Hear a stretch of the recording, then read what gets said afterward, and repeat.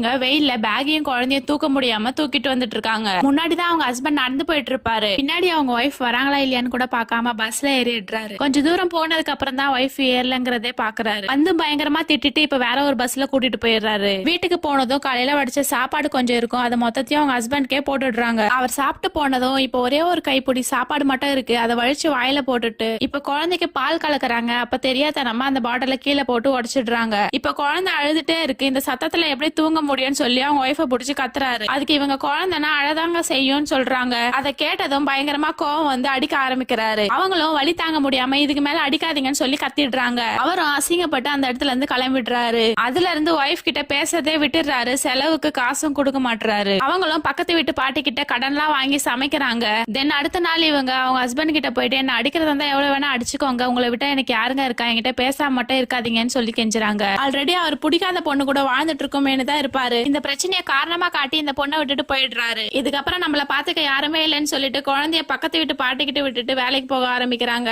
இப்ப 3 வேலையும் நல்லா வயிறார சாப்பிடற அளவுக்கு சம்பாதிக்கிறாங்க. இப்ப அவங்க உண்டு அவங்க குழந்தை உண்டுன்னு சொல்லிட்டு அவங்க வாழ்க்கையை சந்தோஷமா வாழ ஆரம்பிச்சிடுறாங்க.